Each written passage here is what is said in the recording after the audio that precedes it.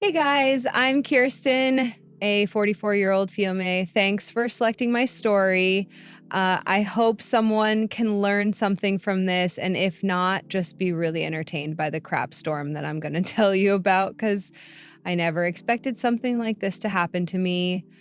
I've always kept in touch with my friends, especially my best friend Trisha. We went way back, all the way to our freshman year in college when we were 20 and 19, respectively. From the moment we met, we've been inseparable. We were thicker than thieves, like Thelma and Louise, and we always had dreams of living next door to each other and raising our kids together. Now, I know a lot of people say things like that and never follow through, but Trisha and I weren't like those people at all. No, we actually made our dreams come true. We worked our tails off through college, found great partners to be with, and eventually bought houses right next to each other, just like we'd planned. Soon enough, we both found ourselves pregnant at around the same time. We conceived a couple of months apart. Funnily enough, that part wasn't actually part of our vision board, but hey, it made the journey even more exciting. Life seemed to be going pretty well for us. In a way, Trisha was like my twin flame or like a long lost sister. We did everything together and we genuinely loved each other. Before I knew it, the years were flying by, and with each passing day, our bond only seemed to get stronger. Our kids were growing up too, and Kyla and Ricky in particular were practically inseparable, just like their mamas. I mean, who could blame them? Trisha and I were as close as sisters, so they were kind of forced into getting along. Trisha's husband and I even placed a bet on whether our kids would end up falling in love when they grow up. Trisha and I were skeptical, thinking that it was unlikely. But life has a funny way of proving you wrong. I remember that day like it was yesterday. Trisha and I were on her porch, gossiping about everything under the sun, as best friends do. Ricky and Kyla strolled up the driveway, and there was something different about the way they carried themselves. It hit me when I noticed they were holding hands. Ricky was 19 and Kyla was 18, and it seemed like that was the moment they decided to officially be together. Trisha and I were caught off guard, but apparently all their friends and even their cousins had seen it coming for a long time. Hey, you two, how was your day? Wait a minute, what's going on here? Kyla and Ricky both took a deep breath and then they spilled the beans. Mom and Trisha, Ricky and I are officially a couple. What? Seriously? Oh, that's wonderful news. You two, I knew there was something different about the way you walked up the driveway. Holding hands like that. Yeah, we decided to make it official. We've been keeping it under wraps for a little while now. Looks like our husbands were right, huh? It sure seems that way. But seriously, congratulations, you two. We're so happy for you. Thanks, Aunt Kirsten. It means a lot. We were a bit nervous about how you guys would react. Sweetheart, you could have told us sooner. We're thrilled for both of you. Absolutely. You don't have to worry about a thing. We're here to support you, just like we've always been. We appreciate that, Aunt Kirsten. We're really glad you guys are okay with it. And who knows, maybe our kids will grow up together just like we did. We'll have to start placing bets on when they'll become a couple. Let's not rush things right now. Let's just celebrate this beautiful moment. Sounds good to me. Thanks, Aunt Trisha, for being so awesome about it. Always, sweetheart. Love knows no schedule. We're just happy you found each other. It was like the stars had aligned and these two were meant to be together. Trisha and I were, of course, stoked for our babies. That was until a couple of weeks went by. The kids were on a school trip, and Trisha and I were hanging out in my home as we normally did on the weekends. Everything was going well until she said, "Hey, Chris, what's up? Do you ever think about our kids and whether they should actually be together?" What do you mean? No, never mind. I didn't mean anything by it. Of course, I wasn't buying her BS, so I kept pressing. But she kept on dodging my questions, acting like everything was okay and that she didn't have any concerns, but I knew my best friend and I knew she was hiding something. She even made up some lame excuse to go back home, cutting our tea session half. I didn't know why she was hiding it, but every time after that, when I asked her about it, she would brush it off and say that there wasn't anything to worry about. So I decided to let it go. As the years passed, Trisha's concerns became more apparent during family gatherings. Her discomfort whenever Kyla and Ricky were being super cute and lovey-dovey raised red flags in my mind. I couldn't ignore the signs any longer, and it bothered me that she was hiding something. Okay, Trisha, I've let this go on long enough. Is everything okay? Yes, everything's fine. Why do you ask? Come on, Trisha. We've been friends forever. I can tell when something's bothering you. Is it about Kyla and Ricky? What? No, not at all. Why would you think that? Cut the crap, Trisha. I know you better than you know yourself. There's tension whenever Kyla and Ricky are around. What's going on? I don't know what you're talking about. Everything is fine. Trisha, we're way past pretending with each other. Tell me what's really going on. I can sense your discomfort. Kirsten, honestly, there's nothing wrong. I'm happy for Kyla and Ricky. Why would I have a problem with them? Don't play dumb with me, Trisha. We've been through too much together. If there's something bothering you, you can talk to me. Is it about the past? Are you struggling with something? Kirsten, really, I appreciate your concern, but I'm fine. Kyla and Ricky are great together. End of story. Okay, Trisha, if you say so. But just remember, I'm here for you. We've faced challenges together before, and we can do it again. Don't shut me out. I know, Kirsten. I appreciate your support, but seriously, there's nothing to worry about. So I left it at that. I mean, what else could I have done? I was also getting kind of sick of constantly asking. Time passed, and Trisha's unhappiness just kept growing. Every family get-together turned into a struggle, with her barely hiding her annoyance whenever Kyla and Ricky showed their affection. It was like she couldn't stand the sight of their happiness. And then Thanksgiving came around, and I could say that was the beginning of the end. During Thanksgiving, with the delicious aroma of turkey filling the air, Ricky and Kyla dropped the big news. Kyla proudly displayed her engagement ring, and the room buzzed with excitement. Everyone, that is, except Trisha, kept my eyes on her, expecting her to share in the joy, but her face said otherwise. No smile, just a scowl, as if the news was a personal attack. I tried to shake off the awkwardness, focusing on the celebration and appreciating the news. But as the night went on, Trisha's discontent lingered. She even said she had to leave early because she had work, which shocked Ricky and her husband because they thought that she was going to be free and they didn't know about any work emergencies she had. Honestly, I preferred for her to not be around because her vibe was like a cloud over the festivities, and I couldn't ignore the growing strain. Ricky and Kyla were oblivious to the tension, absorbed in their happiness. Of course, they quickly recovered when Trisha made things awkward by wanting to randomly leave, but I was feeling super uncomfortable. Why was my best friend acting like this? Once Ricky and Kyla announced their engagement, the wedding planning chaos kicked in. We dove headfirst into organizing the big day, but Trisha's participation was noticeably lacking. She made a bunch of excuses, leaving me to shoulder the majority of the responsibilities. This wasn't entirely unexpected, given Trisha's recent behavior, but it did catch Ricky and Kyla off guard. They assumed that as best friends, Trisha and I would be inseparable in the wedding planning process. Instead, it felt like I was juggling the entire affair solo. Trisha's growing distance became more apparent as the months went by, and Ricky began confiding in me about her strange reactions whenever Kyla was brought up. He couldn't shake the feeling that Trisha wasn't thrilled about them getting married. Have you tried talking to her about it?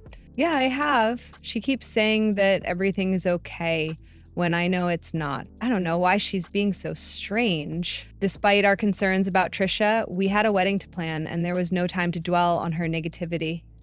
Ricky and Kyla were eager to celebrate their love, and my commitment to ensuring their special day went smoothly was a bigger priority at that time. The anticipation of the wedding day was palpable, a culmination of weeks of meticulous planning. Despite the careful orchestration, Trisha, who had been mysteriously absent leading up to the big day, seemed to become an unexpected source of disruption. Each accidental spill or item dropped felt like an unwelcome addition to the already heightened chaos. While accidents are a part of any event, the timing and frequency of Trisha's mishaps couldn't be ignored. It just seemed super convenient, don't you think? As we gathered in Kyla's dressing room along with other bridesmaids to get ready for the celebration, My role as the event organizer had me constantly shuttling between the dressing room and the venue. The responsibility was both exhilarating and exhausting. During one of my rounds around the venue, I stopped at the door of Kyla's dressing room. The voices inside were hushed, and my curiosity got the better of me. Kyla was talking to Trisha, and it seemed like the other bridesmaids were out of the room as well. What's wrong, Trisha? You've barely been around, and you've just been acting, I don't know, super weird. While I eavesdropped, hoping for an honest conversation, what I heard shocked me. Trisha spilled the beans, revealing her true feelings, and they weren't pretty. She was dissatisfied with Kyla, criticizing her choices and questioning if she was good enough for Ricky. It hit me like a ton of bricks. My best friend, who'd been like family forever, was holding on to some serious negativity toward Kyla. I never liked you, Kyla. Why? You weren't raised right. Excuse me? You're not good enough for my son. You don't deserve him, and I hate that this is happening. How could you say that? Why? I had no idea you'd felt this way. Oh, you must have known. I've been uncomfortable with you for a very long time. But why didn't you say anything? Why are you saying all this crap on my wedding day? If you had an issue with me, why didn't you come to me? That I should look like the bad guy? Not a chance. I'm not ruining my son's happiness because of my personal issues with you. Even though he can't see your worth right now, he will eventually. It was a sucker punch. I couldn't believe Trisha had been hiding these resentments, and her weird actions on the wedding day seemed to be a result of this deep-seated disapproval. The weight of what I heard hit me hard. Someone so close to me was hiding toxic feelings. The wedding, meant to be a happy day, suddenly felt tainted by this ugly truth. Stunned and hurt, I had a choice to make. I stormed into the room, and there was my poor daughter, mascara running down her face. Seeing Kyla in tears infuriated me, and I couldn't hold back. I let Trisha have it, demanding to know what the heck her problem was. I was boiling with anger, feeling betrayed and hurt by someone I considered family. What the hell are you saying, Trisha? What is wrong with you? Did you hit your head or something? Trisha looked taken aback, probably not expecting me to burst in like that. I didn't care. I needed answers. The room was tense, and everyone else in there was quiet, probably shocked by the sudden confrontation. But I didn't care about that either. All that mattered was getting to the bottom of this mess and figuring out how to salvage what was left of the wedding. Trisha, what the hell is going on? Why is my daughter crying on her wedding day? Kristen, it's nothing, really. Just some pre-wedding nerves. Pre-wedding nerves, my foot. I heard you talking in there. You can't lie to me. Kirsten, you've got it all wrong. I was just telling Kyla that weddings can be stressful, you know? Don't you dare lie to me, Trisha. I heard you mention something about not deserving Ricky and ruining his life. What the hell is that supposed to mean? You think I didn't raise my daughter well? No, Kirsten, you misunderstood. I was just expressing concern, motherly advice. Motherly advice? You call making my daughter cry motherly advice? Trisha, you're supposed to be my goddamn best friend. What kind of friend talks crap about their bestie's daughter on her wedding day? Kirsten, no more excuses, Trisha. You're supposed to be family to us. Kyla treats you like a second mom, and this is how you repay her. This is how you treat her? But, David, Trisha, I've had enough. You're a terrible friend, and I won't stand for you ruining my daughter's special day. If you can't be happy for her, then maybe you need to leave. We were arguing a bit more, and Kyla was trying to fix her makeup. Eventually, Trisha left because she was embarrassed, and I guess she couldn't take accountability for her actions. It was pathetic to witness, honestly. Why did she do this to me, Mom? What did I do? I don't know, baby, but I do know one thing. Nothing was your fault.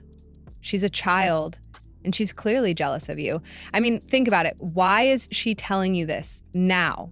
Like you said, if she had a problem with you, she should have approached you.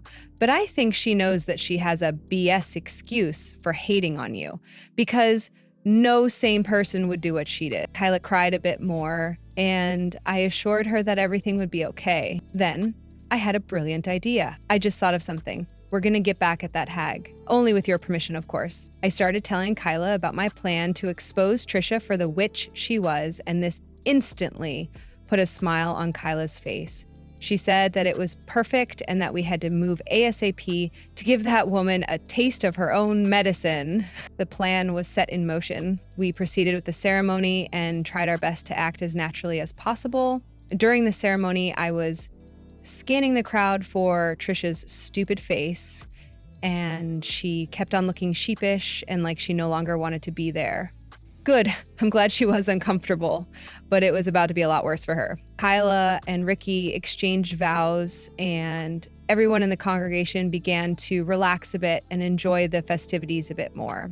That was when I had to spring into action. I made my way to the DJ booth and told him to hand over the mic and the controls for a couple of minutes because I had a very special announcement to make.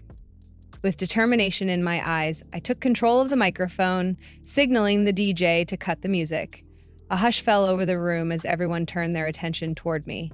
Trisha, standing in the corner, looked like she was about to piss herself. I began by thanking everyone for being part of this special day, but hinted at an unfortunate revelation. Ricky's confusion was evident as I continued, addressing the room about Trisha's recent behavior. I painted a picture of her negativity and expressed my disappointment. Recently, I came across something that broke my heart. It turns out that my best friend of 20 years has been nothing but a horrible and evil person. You see, she made my daughter cry just moments before she walked down that aisle. People started gasping, and Trisha was shocked, but she was about to be completely gobsmacked with what I got on her. The atmosphere became tense as I had proof of Trisha's actions. With a dramatic flair, I revealed the audio recording from my Bluetooth earpiece, capturing the conversation between Trisha and Kyla. People gasped as the harsh words echoed through the venue.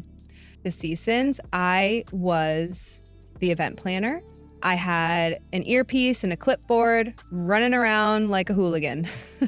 I made it a habit to have my earpiece record the conversations I was having so that I would go home, listen back, and plan the wedding accordingly. I guess it became a force of habit because even on the wedding day, the setting was still on, even if I didn't need it later on because it was the actual day of the wedding.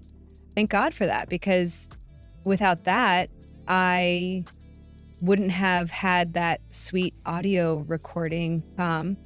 Is all of this true? Did you really say that to her? I can explain. How could you do that to Kyla on our wedding day? Ricky, sweetheart, I didn't mean for things to get so out of hand. I was just what, Mom? What could possibly justify making a scene like that? You embarrassed Kyla, you embarrassed me, and you embarrassed yourself. I was just worried, Ricky. I was worried about whether Kyla was the right fit for you. And I let my concerns get the best of me. Worried, Mom, we've been together for years. Kyla is my partner, the love of my life. You had no right to question that on our wedding day. I know. You can't even defend yourself. Do you really think you can just trash talk Kyla like that and then pretend everything is okay? Ricky, please understand me. I didn't mean it. Trisha's face turned multiple shades of red as the recording continued to play for everyone to hear. She looked like she wanted to disappear into the floor. Ricky's scowl deepened, clearly appalled by his mother's behavior. The guests looked shocked, and a lot of them were also scowling at Trisha. After I stopped the recording, after I let it play a couple of times, the whole room was silent. You could hear a pin drop. And you could hear Trisha nervously gulp. How could you do this to me? You did this to yourself, Trisha. You're an awful person. And I'm glad that I've finally been able to see it. I'll never forgive you for this. Good, because we'll never forgive you either. Security, Please escort her out of here." What? You're gonna kick out your own mother? We'll talk about this later, Mom. I'm still very hurt by all of this. I think it's best if you leave. I can't believe this. You're trying to ruin my life. Well, you better believe it, Trisha. No one gets away with making my daughter cry. Now get out of here. As the commotion settled and Trisha tried to rally support from the crowd, I couldn't help but feel a mix of emotions. Part of me was angry, not just at Trisha, but at myself for not recognizing the signs earlier. I prided myself on being an attentive and supportive mother, and the fact that I had missed Trisha's true nature for so long made me feel crappy. Trisha attempted to explain herself, but I wasn't having it. "Kristen, nope. You had so much time to talk to me about it, about everything, about whatever it is you can't seem to stand about my daughter. You don't just get to speak about it. Now that you're in hot crap, get out of here. Kayla, Ricky, and I will hear you out when we are ready." She literally had months to come clean about whatever it was that was bothering her, but she chose to do it on a day that was meant to be filled with joy and happiness. So she could hold on to her excuses for a bit longer because we were determined to get rid of all the bad vibes and continue with the festivities. Finally feeling defeated, that's when Trisha decided to not embarrass herself further and cooperate with the security guards and leave. Despite feeling stupid for not seeing through Trisha's facade earlier, there was a strange sense of relief in finally understanding her true colors. A person who deliberately tries to sabotage a wedding, especially one involving their own family, is someone with a serious lack of decency. The wedding continued once Trisha had left the party. Although there was a bit of awkwardness, the happy and fun energy of Kyla and Ricky helped lift the spirits. The couple was glowing, and their genuine love for each other overshadowed the crap that Trisha had attempted to throw on this special day. Hours had gone by, we were still enjoying ourselves, and Trisha had the audacity to reach out to me through calls, but I declined each one. I sent her a firm text, making it clear that I wasn't ready to talk to her. The audacity to harm my daughter on such a significant day was unforgivable. Even Trisha's husband was visibly upset. He chose to leave the wedding early, presumably to have a serious conversation with his wife. I couldn't predict how things would go, nor did I particularly care. My focus was on supporting Kyla and Ricky, ensuring that their wedding day, despite the hiccup, remained a cherished memory for them. As the night went on, I couldn't shake the anger and disappointment in Trisha's betrayal. I promised to protect my daughter from any future harm, even if it meant cutting ties with someone I had considered a best friend for years. Trisha had chosen her path, and I had chosen mine, one that prioritized the happiness and well-being of my family over toxic relationships.